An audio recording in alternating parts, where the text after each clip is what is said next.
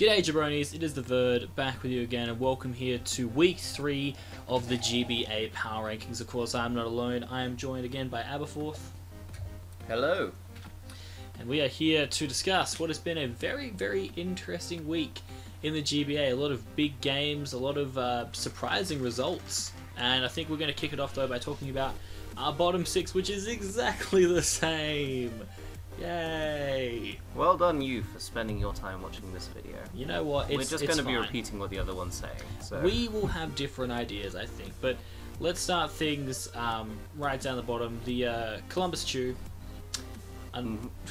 unfortunately, went up against Envy this week, and it didn't go well. No, it didn't. Look, I love me some Coach Z, but I mean, he betrayed us. You betrayed all the Australians in the world. Look, Coach Z. I'm telling you, man, it's a conspiracy. There's a conspiracy against Coach Z. He's been crunching the numbers. There's something going on. The GBA has stacked the deck against him. It's Duncan Knee Deep 2.0, and you know, just a rough game. But you know what? I mean, all I was saying was that saying the word Z instead of Z was a betrayal of your country. But oh well. Yeah, we both have him down low. He was last for both of us last week as well. And then he got up. He went up against a really strong coach and just didn't do very well at all. I do think that a 6-0 is a little unfair. I feel like a 4 or a 5-0 might have been a bit more fair to the performance, but equally there were some moments in the game where Coach Z just didn't seem to remember some important things, such as the fact that the pincer got a Moxie boost, and that he had a Celebi that was slower than a Hooper, or maybe misclicked Trick Room on Hooper or something with his Celebi to just let it die. So he just didn't do well enough, and we both got him at the bottom, and he's staying there.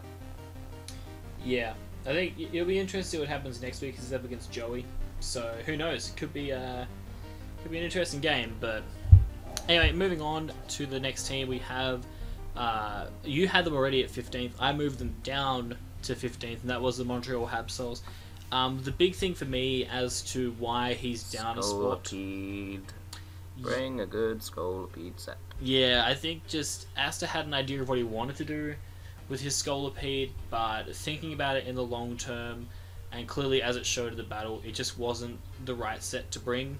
And if he'd brought a Scolipede with Earthquake, or hell, even Megahorn, I think he had a good chance. The result would have been quite different, in my opinion. Yeah, I think that there was definitely more of a chance of him winning. So I think just by his prep and everything else, I think he definitely has.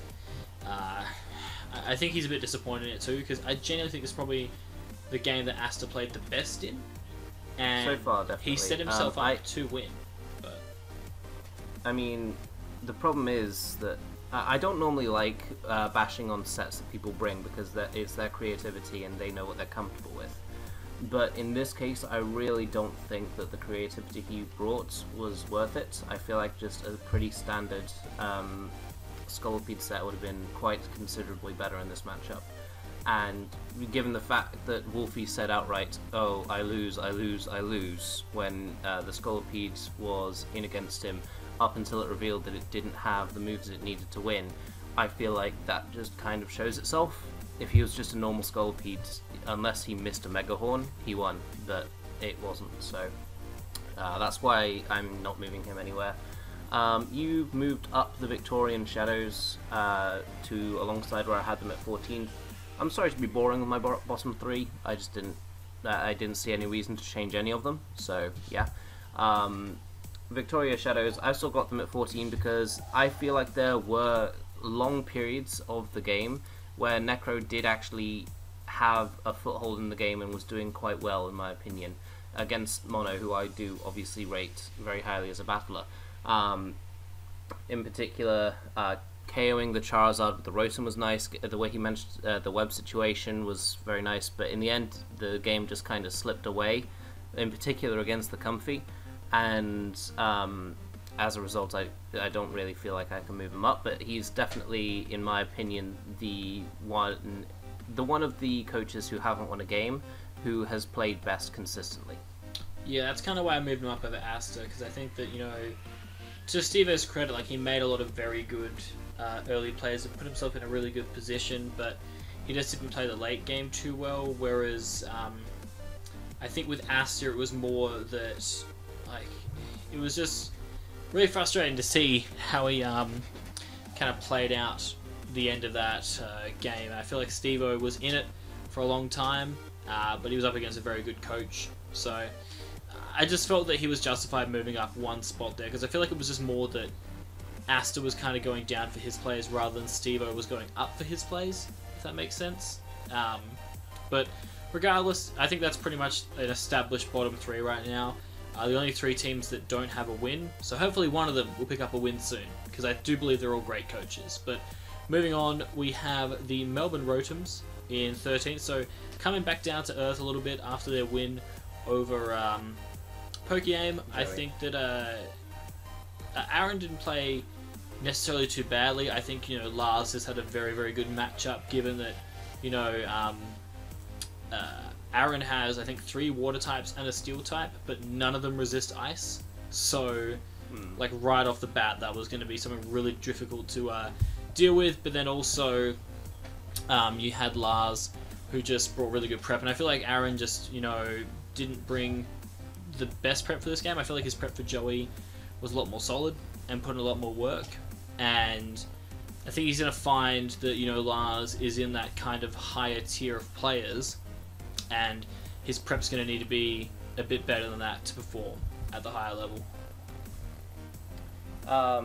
Yeah, one of the things I was most disappointed about with Cybertron's game this week was the fact that his rain sweepers didn't outspeed a scarfed Kieran Black. It doesn't actually take that much investment into speed in order for them to be able to outspeed them, I don't think. I believe it's something along the lines of 212 base speed for them. Base speed? That would be weird.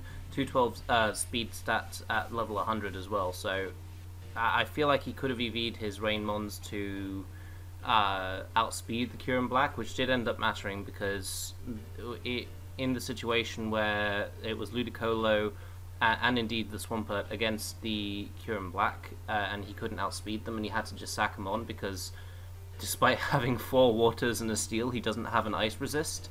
I wasn't pleased to see that he didn't take into consideration Scarf Kieran Black. But he played well last week, and I have faith that he'll be able to rebound, just so long as he takes a bit more time and looks deeply into the moves that everyone gets. Things like Volt Switch on Cavalion, for example. He might not know it due to the fact that it's not there in PGC, but it would be good for him to take a more in-depth look at the moves that Pokemon get in matchups like these. Yeah, I think that it's still a bit of a learning curve for him, I think. But moving on to number 12, we both have the Detroit Steel Wings. Honestly, like, I gotta be frank. I mean, the only reason Crimson didn't lose as badly with differential, I feel, in the game against Geo was because he got lucky on sleep turns, and not only lucky on sleep turns, also like having the chance to actually roar Geo out into the only Pokemon he could click rest on was really fortunate for Crimson. I think that, Geo's prep was just so good in this matchup, and Crimson did have a pretty solid week last week, but again, that was against the Columbus Chew, and you're seeing here against some of the other more established players that Crimson is struggling a bit, and it's really difficult to put him higher, and he is, one of the lower ones here of the 1 and 2 teams now, so I definitely feel like, he's got a good enough team, but he needs to pick his game up a little bit. Yeah, you basically covered everything I wanted to say. I agree with you. That's why I've got him in the exact same place. Well, would you like to talk about Joey then, who's chilling in the last 11th place? Sure. Joey, in this game against Jolts, Joey did play quite well, I feel, up until the point where he had to click block against the Celesteela. But something that he didn't really translate from his knowledge of Smogon play to draft play is just that in situations like this, you do need to click the move sometimes when you've designed it as a lore. Most of the time, people won't really be expecting them, and if you did click it, I feel like the game could have gone either way. But once you reveal the block, I feel after the turn that it would have been useful enough to be used, then I feel like he just kind of lost the momentum that he had and couldn't really get it back for the rest of the game, especially given that he didn't bring Necrozma, which I thought was really good in this matchup. It just allowed the Breloom to freely click its fighting type stabs throughout most of the game. So I have faith in Joey that he's going to bounce back from this, and I'm interested in seeing his result next week against the Columbus Chew. But it was just not what Joey's capable of this week, and I look forward to seeing him bounce back. Yeah, I'm gonna be honest, I was pretty disappointed with Joey. I just feel that every week his prep is literally the same. It's like, okay guys, we're gonna set up with this thing, or this thing's gonna sweep, that's the only way things are gonna happen, that's the only way I'm gonna win. And he like hedges his bets on that. And I feel like that might be a bit unfair. I feel like this week, for example, while he did have the Coiling Zygarde as his main win con, he identified early that Scarf Heracross could do really well, and I think that he's definitely good enough to adjust his win cons mid-game to know what he needs to do. And it might just be the case that his prep has been similar because in the matchups he's felt like similar mons do good enough jobs. In terms of prep being similar, though, I wouldn't say he's even the worst in the league at it, given the fact that Cybertron has, I think, brought 4 of the same mons every single week in Mimikyu, Kartana, Megapert, and Pelipper, whereas Joey's mixed it up a bit more than that. And if it's the way he feels comfortable playing, I don't mind his prep being similar. It's just that it's not currently working, and it does need to change up a bit. But I don't think it's as pronounced as you're making it out to be right now. I wasn't meaning for it to be like scathing. It was just more, I guess. No, I understand. I think it's I know how good Joey can be, and that's what I find so frustrating about it. Is that like we both know how good of a player that he is. And I just feel like, you know, I don't know, like obviously Joel played out of his skin, but at the same time, I just feel that Joey's better than this, and that's all I really wanted to say. It wasn't meant to be ridiculously harsh, it was just more that, like, we both know he can do better than that. Yep. But moving on here to, oh, well, you look at this, some teams that aren't in the same spots. Oh, golly gosh. Okay, so I have the San Francisco Giants, moved them up a bit after their very impressive performance I thought about against Crimson. I thought Gio's prep was fantastic. I thought he identified things really well, and I think he's actually one of the I enjoy watching videos because I think he's one of the best coaches at actually explaining his plays. Like he really breaks it down, and it's good to it's helpful to understand. And the entire game, he just controlled the momentum against Crimson. Like, his win was basically stalled because of Crimson's Sleep Talk luck more than anything else. So I think, you know, he deserved to move up a few more spots. It was a much better game from him, but next week he does have Lars, so it's going to be a bit of a challenge, but definitely more positive signs from Gio. Yeah, I'll touch on Gio in a couple of picks, but I have John at my number 10. Essentially, I just feel like he didn't play as well as he could have versus Tom, who he normally does have the number on, and I'd like to see him bounce back from this. While I do think that Tom played the game well in most cases, I expected more from John when I was watching them, and while I think it was he didn't play it poorly, I would have liked to see a bit more aggressiveness in his plays to try and catch the Scizor a bit more, or damage Scizor a bit more, because it was really threatening later on in the game, and he didn't have that much that could deal with it effectively, and it's just part of endgame management, I feel. So yeah, that's why I've got him down a little bit lower than you do. By a little bit lower, you mean one spot. Exactly. I That's mean, a little bit low. I definitely agree with you.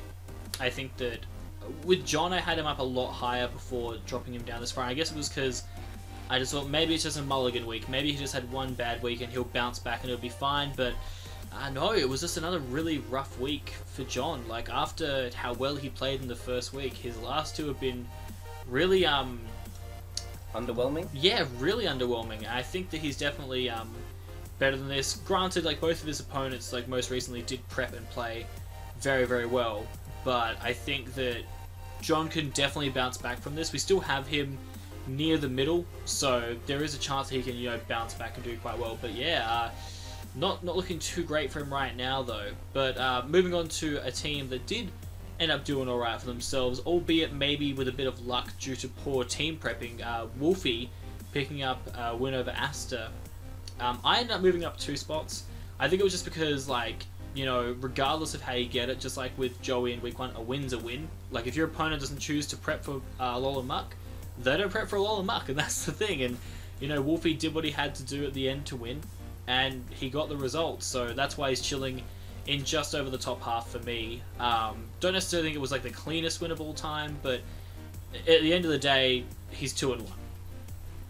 Well, I'll talk about Wolfie then now, because I actually moved him down to the exact opposite of what you did, and the reason for this is very much the reason that I actually moved down Gator last week despite winning, in that for me his performance, his overall score, if you want to call it that, stayed the same, but I feel like the teams that were below him had impressive wins, so I bumped them up. But the big reason I moved him down was that it wasn't down so much to his play as it was to Asta's missed prep here. So I find it hard to give that much credit to Wolfie for being in a losing situation, except his opponent didn't bring the set that would have done it. I do rate Wolfie highly. I do expect him to make playoffs, but I don't really feel like I can keep him where he was when I feel like the 2 coaches I moved above him did really, really well. So yeah, moving on slightly past Wolfie, because I don't really have that much to say about it. I feel like that was more a game where he just had fewer weaknesses than his opponent did. But talking about Geo now, and I moved Geo up 5 places, which is the most drastic change probably for the rest of the season, if we're being entirely honest. Most of our rankings are going to be pretty set for the next little while now. But I moved him up 5 because despite being 1 and 2, Geo has played really, really well against Envy, against Chimpact, and now he's won his game and against Crimson. And he's played very well in all of them, and just happened to go up against literally my top 2 teams in the previous 2 weeks. So I feel, based on the strength of his play, and the momentum being on his side, I feel like I can justify putting him up to number 8, despite him being, what was it, number 13 last week. He's now in winning ways, and frankly, probably the toughest part of his schedule, having to play Chimpact and Envy back-to-back, is now over. And I feel like we're going to see him going on a run now for a little while, and trying to make a run for those top 4 positions, as we know he's capable of. So yeah, I just felt that given the strength of his play throughout all 3 weeks, it would be a bit wrong to have him in the bottom half. Yeah, that's understandable.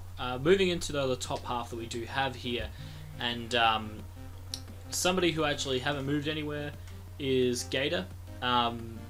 And I feel Gator, he didn't really deserve to move up or down from his positioning, because he didn't play badly at all. Like, he and Chimp had a fantastic battle, probably the battle of the week. Game. Like, that was honestly an amazing game, and I felt it would have been a discredit to him to move him down further for that, but it also would have been a discredit to move him up, because at the end of the day, he did lose. He didn't win. But he didn't win. And I still think being in the top half, you know, he's still 2-1, playing very, very well. I think he just went up against a fantastic opponent, and next time they play each other, he might get the W. Like, it was that close. So, honestly, didn't feel right moving him anywhere than where he was. I'm going to keep him in the top half. says the person who put him 12 week 1. You just don't want him in the top 6, do you? No, I'm kidding, of course, guys. Please don't hate on Verd even more for that. Please. Anyway, I've got Gator in sick for basically the exact same reason as Verd just gave. He's not moved for me either. I feel like it was an amazing game. He played really well, and it came down to a roll with Hidden Power Ground. And yeah, he just played really well, and he didn't deserve to go up, but he didn't deserve to go down either. So yeah. Moving on to the next team here, again, like the team basically in a reverse order. You have them 7th, I have them 6th, is the San Jose Sharpedos. I felt that Tom, ever since that first week where he looked a bit rusty against Lars, has really stepped up. I feel he's getting a really good grasp of his team now, and against John, he was really good at just managing his win con, which, as you discussed a bit earlier, was that sizzle. Being able to keep it, nice and healthy for the late game and weakening everything else around it was really, really smart management, and he ended up getting the big result against John. It was a huge game, actually, because they were both 1-1, so puts him in a really good spot divisionally wise. Pretty tough week next week against Chimpak, but honestly, he's got a lot of momentum going in his favour here, so he definitely could pull the upset. Yeah, I'm looking forward to that game too. I have him slightly below Gator. I feel like Gator's just played better throughout the course of the season. Taking week 1 into account, well, not even, but I do take week 1 into account in the fact that Tom didn't play well then, and there hasn't been a week where I've not thought Gator played really well. So yeah, I've kept him below Gator at number 7, but I did move him up 1. I did feel he did deserve to move up because I feel like a victory against John was an impressive showing of how well Tom can play. But yeah, I wasn't comfortable moving him any higher than that. Shall we move on to the top 5 then? We most certainly can. So, again, 2 teams that are basically in completely different positions here. The Tampa Bay Luxray and the Borussia Donphan. The Donphan actually didn't move for either of us, and the Luxray did. But with, I guess, the Donphan, I'll touch on Lars pretty quickly. I felt that, as we kind of mentioned against Aaron's prep wasn't exactly the best, but that isn't to discourage from Lars not playing the game very solidly. I think Cabalion got like 4 kills in that game. It put in 3 or 4. It put in it was 4-4. Oh, it was 4? Yeah, he put in like a massive amount of work for him, and like we said, he had a very favourable matchup in the fact that Kieran could pretty much freely every turn click Ice Beam and not really worry about too much in general. I think though he did get a little bit lucky on that turn where he did crit the Ludicolo. Would have been interesting to see what happened if he didn't do that, but at the same time I feel that the game was always in Lars's favour, and he's still top 4 for me. I think Mono played very well and was very close to moving up over Lars, but I just feel like Mono didn't play the entire game that well and had to really bring it back at the end, whereas Lars was just like straight up domination, pretty much. That's fair. Regarding the crits, if the Leaf Storm had hit earlier on the Ludicolo, then that situation wouldn't have mattered either. The crit, it would have been in range regardless of crit. So in the end, hacks evened out there.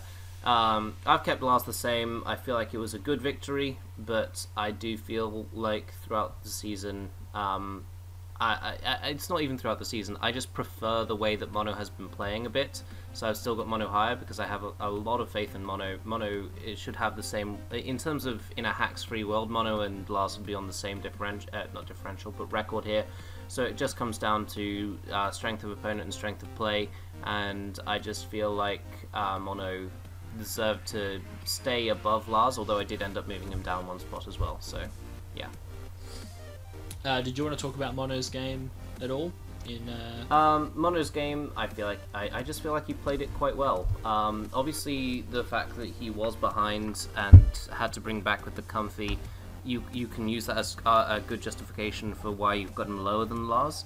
But I do feel like he did end up playing it well. He did come out with a win. He did manage the situation when he was under threat and pull off the plays he needed to make sure that he was not in that situation anymore.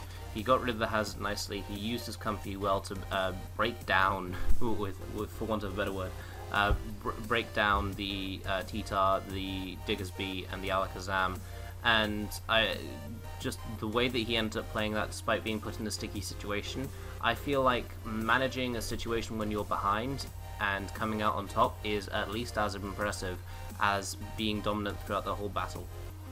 And I feel like I feel like Mono's management of the game was very good this week.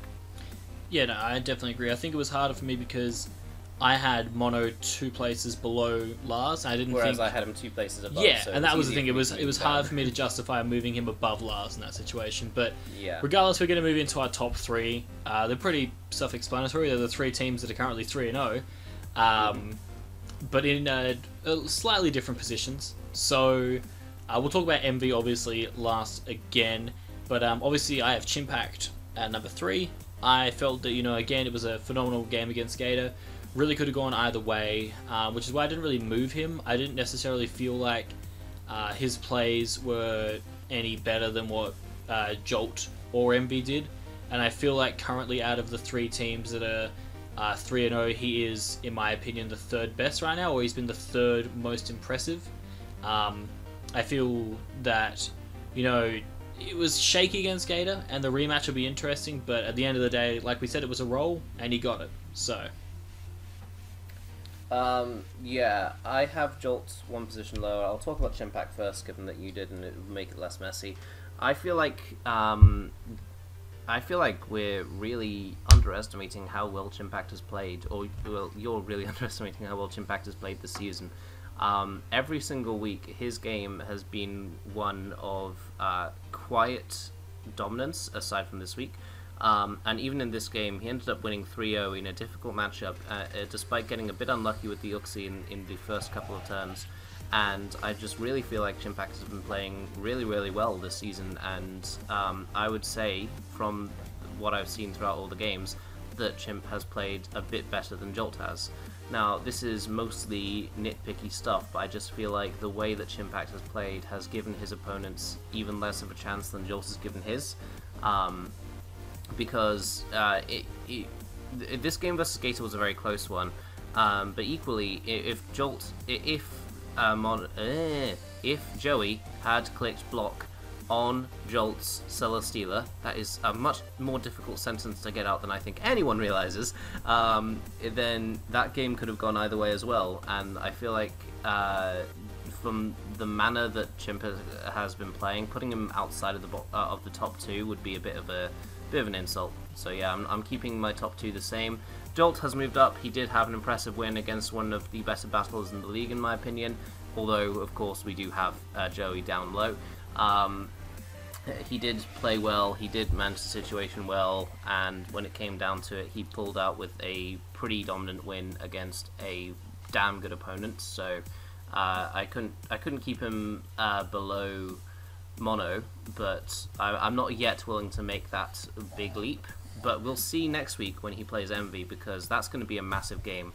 And if he can pull out against Envy, then quite frankly, he's probably going to move to my number 1. Well, I do hear Jolt's pull-out game is very strong. Anyway, oh my god. I have... we've just been doing nothing even close to that, and then suddenly you get that. Okay. Got to keep the fans on their toes. But I have Jolt at number 2. I think the big reason why I had Chimp at 3 was because last week I had Jolt at 2, and despite Chimp winning, I feel like there was no justifiable way to put him higher than Jolt this week. Like, Jolt... his prep. I just justified mine, so counteract that. Mind, I had Chimp higher than I had Jolt last week as well. So yeah, I feel like with both of us, it's a case of keeping the general order of things going. That's the thing. I think next week will, like you said, give a clearer picture anyway. But I feel that Jolt, in his prep and his battling, was very good against Joey. Granted, Joey's prep and choices maybe weren't the best, but that doesn't take away from how well Jolt managed the game. And I think he's got a chance against Envy. Like, everybody thinks Envy's going to win the entire thing, but I mean, Jolt's got a chance. You never know what might happen. Well, my bold prediction, as misinterpreted by the people who did the bold predictions, was that the finalists would both be new coaches. So I'm going to run with that now that the other new coaches aren't doing so well. And, it could very well be a Jolt versus Joey situation in the finals.